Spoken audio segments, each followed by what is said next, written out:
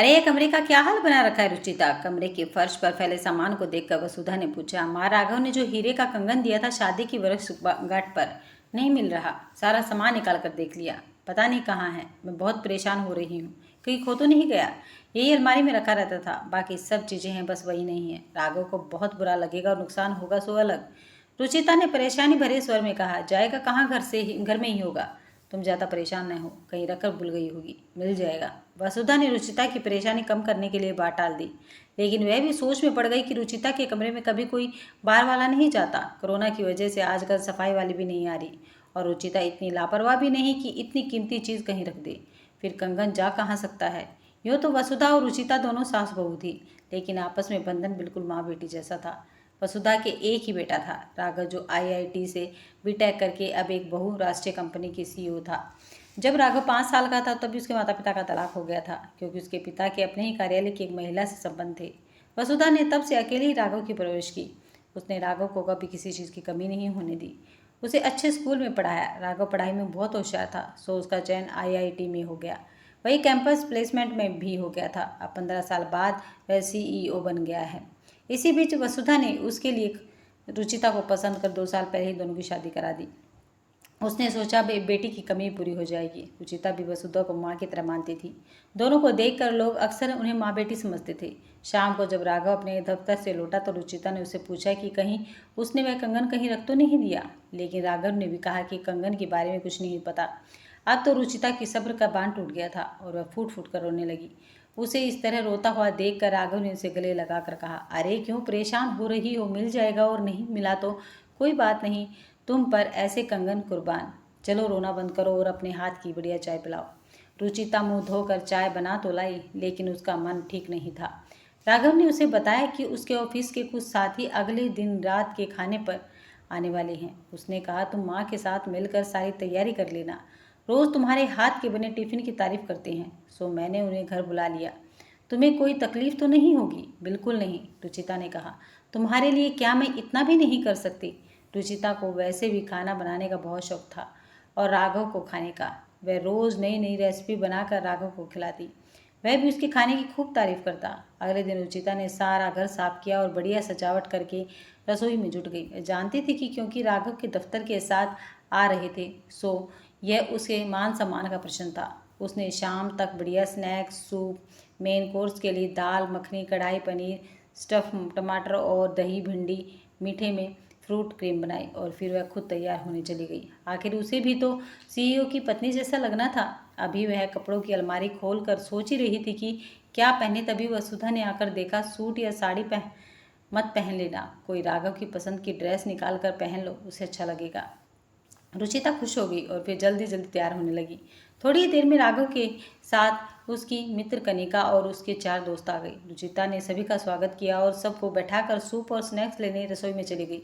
इसी बीच वसुधा एक बार सबसे मिलकर अपने कमरे में चली गई। राघव माँ को बुलाने गया तो वसुधा ने कहा, तुम बच्चे मौज करो, मैं यहीं आराम करूंगी, मेरा खाना यहीं भिजवा देना। घर की सास सज्जा देखकर और रुचिता के हाथ का खाना खाकर सब उसकी खूब तारीफ कर रहे हैं। राघव भी खुशी से फूला नहीं समा रहा। तभी रुचिता की निगाह कनिका के कंगन पर गई। अब उसके पैरों तले की जमीन खिसक गई। वह पहचान गई कि यही वही कंगन है जिसे वह ढूंढ रही थी, लेकिन यह कनिका के पास कैसे? तभी उसके दिमाग में कहा, राघव के अलावा कौन दे सकता है? पर फिर उसके दिल ने कहा, नहीं, राघव मुझे धोखा नहीं दे सकता। एक बार फिर उसके दिमाग ने कहा, तुम बेवकूफ़ हो, सबूत तुम्हारे सामने हैं और तुम नकार रही हो। फिर भी रुचिता ने सोचा कि बिना पूरी छानबीन के वह राघव से इस बारे में कोई बात नहीं करेगी। उसे गुस्सा तो बहुत आ रहा था। उसका मन कर रहा था कि इसी समय घर छोड़कर चली जाए, लेकिन उसने खुद को संभाला और कनिका के साथ बैठकर उससे बातें करने लगी। उसने उससे कई बातें पूछी, जिनसे उसे पता चला कि वह गरीब घर की महत्वाकांक्षी लड़की है। अब वह कनिका को कुछ कुछ समझ रही थी। इसी बीच मौका पाकर वह सारी बातें अपनी सास को बताई। वसुधा एक बार फिर अंदर से आकर सबके साथ बैठ गई और कनिका को देखती रही। वे मान रही थी कि पूरी गलती उनके बेटे की है, लेकिन उनका अनुभव कह रहा था कि लड़की भी कुछ ठीक नहीं है। उन्होंने सोचा, जब अपना ही सिक्का खोटा हो तो दूसरे को क्या दोष देना। वे ये सब सोच ही रही थी कि सब लोग जाने लगे। रुचिता राघव से सबको दरवाजे तक छोड़ने के लिए कहकर वसुधा को एक कोने में ले गई। और उनसे बोली, माँ जी, अभी आप राघव से कुछ मत कहना, मैं इस लड़की के बारे में कुछ और भी पता करना चाहती हूँ। तब तक हम घर में हमेशा की तरह शांत रहेंगी। वसुधा ने रुचिता के सिर पर हाथ रखकर कहा, बेटा, तुम जैसा चाहो वैसा करो, मैं पूरी तरह तुम्हारे साथ हूँ। मेरे बेटे की गलती है और मैंने इस बात को स्वीकार कर लिया है, कहकर वसुधा सोने अपने कमरे में चली गई। मगर उनकी आंखों में नींद कहाँ। उन्हें लगा जैसे एक बार फिर इतिहास अपने आप को दोहरा रहा है। जो राघव के पिता ने उनके साथ किया वही राघव रुचिता के साथ कर रहा है। आखिर यह अपने बाप की ही औलाद निकला। उनका मन लगातार राघव के प्रति गुस्से से भर गया कि रुचिता क्या करेगी। इतनी अच्छी लड़की राघव को और इस घर को कभी नहीं मिलेगी। इसी ऊहापोह में उसकी आंख लग गई। सुबह राघव रास्ता करते हुए रुचिता से कह रहा था, कल तो तुमने मेरी इज्जत में 4 चांद लगा दिए। सब मेरी बीवी को देखकर जल फूक गए। मैं बहुत खुश हूँ कि माँ ने मेरी शादी तुमसे कराई। ये सब सुनकर वसुधा का पारा 7वें आसमान पर था। उन्होंने एक नज़र रुचिता की तरफ देखा तो उसने उसे चुप रहने का इशारा किया। वसुधा चुप बैठी नाश्ता करती रही और फिर सिर दर्द का बहाना बनाकर अपने कमरे में चली। थोड़ी देर में राघव भी दफ्तर चला गया। अब रुचिता जाकर अपनी सास के पास बैठ गई और उनकी गोद में सिर रखकर खूब रोई। रात से सुबह तक का वक्त उसने कैसे काटा वही जानती है। बार बार उसकी इच्छा हो रही थी कि राघव का कॉलर पकड़कर उससे पूछे कि उसने उसके साथ ऐसा क्यों किया, लेकिन कुछ न कहकर चुप रहने का फैसला उसका अपना था।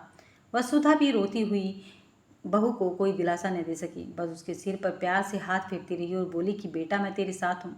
जब रोकर रुचिता का मन हल्का हो गया तब वसुधा ने उसे पूछा, अब तुम क्या करने की सोच रही हो? तुमने राघव से कुछ कहा क्यों नहीं? इस पर रुचिता बोली, मेरी माँ हमेशा कहती कि एक औरत घर बिगाड़ भी सकती है और बना भी सकती है। मैं उनकी बात को आजमा कर देखना चाहती हूँ। मैं कोई भी फैसला सोच समझ कर ठंडे दिमाग से करना चाहती हूँ, इसलिए मैंने एक जासूस से बात की है। मैं पहले राघव और कनिका के बीच के संबंधों की गंभीरता जानना चाहती हूँ, और ये भी है कनिका कैसी लड़की है जो एक शादीशुदा आदमी से चक्कर चला रही है। अगर राघव को वापस लाने का कोई भी रास्ता है तो मैं उस पर चलना चाहती हूँ, क्योंकि मैंने आज तक सिर्फ उसी से प्यार किया है। उसकी बातें सुनकर वसुधा का दिल उसके लिए असीम स्नेह और सम्मान से भर गया और उसने फिर रुचिता को गले से लगाकर कहा, बेवकूफ़ है मेरा बेटा जो हीरे जैसी पत्नी को छोड़कर किसी और लड़की के पीछे भाग रहा है।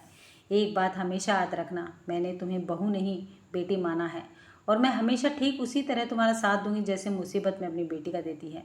2-3 दिन यूं ही निकल गए। वसुधा रुचिता के साथ एक मजबूत स्तंभ की तरह खड़ी रही, ठीक वैसे ही जैसे अपनी माँ उसके साथ रहती है। चौथे दिन राघव के ऑफिस जाने के बाद वह जासूस रुचिता से मिलने आया और उसे कुछ चित्रों के साथ कनिका के बारे में सारी जानकारी दे गया। उसने ध्यान से वे सारे कागज देखे और एक प्लान बनाकर वसुधा को उसमें शामिल कर लिया। रुचिता जानती थी कि राघव की कंपनी में सबकी तनख्वाह के खाते एक्सिस बैंक में हैं, सो उसने एक नए नंबर से एक्सिस बैंक कर्मचारी बनकर कनिका को फ़ोन लगाया और उससे कहा कि लकी ड्रॉ में उसका एक लंच कूपन निकला है 2 महिलाओं के लिए, और अगर वह आना चाहती है तो बैंक ताज होटल में उसके लिए जगह आरक्षित करेगा। ताज का नाम सुनकर कनिका फंस गई और उसने हाँ कह दिया। रुचिता ने अगले दिन के लिए 2 टेबल बुक कराई और सबसे पहले ताज पहुंच गई। कनिका भी शर्त के अनुसार अपनी एक सहेली को लेकर पहुंची। इधर वसुधा जी राघव को लंच ताज में करने के लिए यह कहकर ले गई कि रुचिता बाहर गई है सहेलियों के साथ और वे बोर हो रही है। राघव को उनकी बात अजीब सी लगी, लेकिन माँ ने कहा यह सोचकर उससे ज़्यादा दिमाग नहीं लगाया। जैसे ही रुचिता ने देखा कि सब आ गए, उसने वसुधा को फ़ोन मिलाया और खुद जाकर कनिका के बराबर में बैठ गई।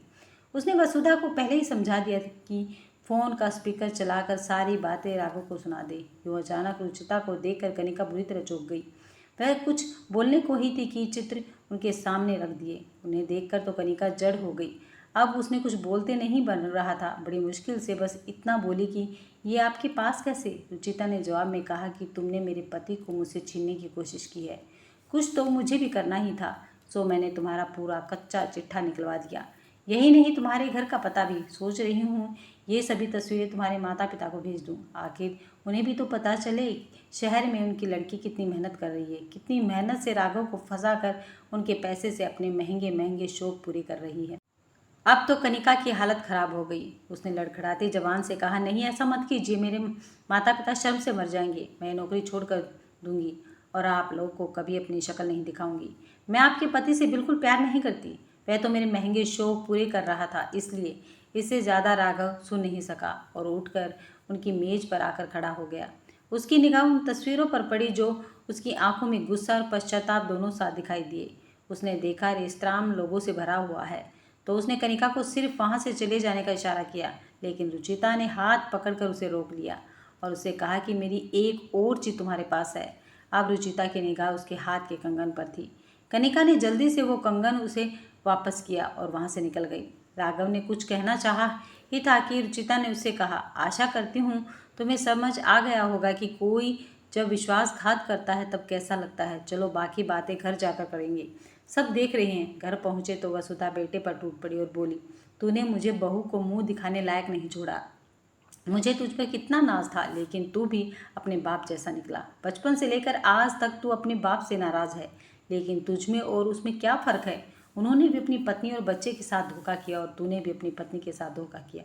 आखिर तू है टोनी की औलाद। सुनकर राघव फूट फूट कर रोने लगा और अपने घुटनों पर बैठकर वसुधा से बोला, ऐसा न कहो माँ, मैं तुम्हारा बेटा हूँ। उनका नहीं, मुझसे बहुत बड़ा गुनाह हो गया है। माँ मुझे माफ़ कर दो, मुझे माफ़ कर दो। माफ़ी मांगनी है तो बहू से मांग, तू उसका गुनहगार है। अगर उसने तुझे माफ़ कर दिया तो मैं भी कर दूंगी, और अगर वह घर छोड़कर गई तो मैं भी अपनी बेटी के पास चली जाऊंगी, वसुधा ने कठोर स्वर में कहा। राघव रुचिता की ओर बढ़ा और उसका हाथ पकड़कर बोला, रुचिता, वैसे तो मैं माफ़ी मांगने लायक नहीं हूँ, पर फिर भी क्या तुम मुझे माफ़ कर पाओगी। मैं वादा करता हूँ भविष्य में कभी तुम्हें शिकायत का मौका नहीं दूंगा। क्या तुम एक बार इसे मेरी पहली और आखिरी गलती समझकर माफ़ नहीं कर सकती। रुचिता ने रुक कर कहा, मैं तुमसे प्यार करती हूँ और यह भी सच है कि इस शादी को एक और मौका देना चाहती हूँ, लेकिन ये सब भूल कर एक नई शुरुआत करने के लिए और तुम्हें माफ़ करने के लिए मुझे कुछ वक्त चाहिए। आशा करती हूँ तुम समझोगे। हाँ रुचि, तुम्हें जितना वक्त चाहिए ले लो, लेकिन मुझे छोड़ कर मत जाना। मुझे तुम्हारी ज़रूरत है। मैं इंतज़ार करूँगा उस दिन का जब तुम मुझे माफ़ कर दोगी। राघव ने राहत की सांस लेते हुए कहा। रुचिता ने अपनी सांस की तरफ देखकर कहा, माँ, सास होने के बावजूद आपने अपने बेटे का नहीं मेरा साथ दिया। मैं किन शब्दों में आपका धन्यवाद दूँ। वसुधा अपने माथे को चूमते हुए बोली, तुम बहुत समझदार हो बेटा।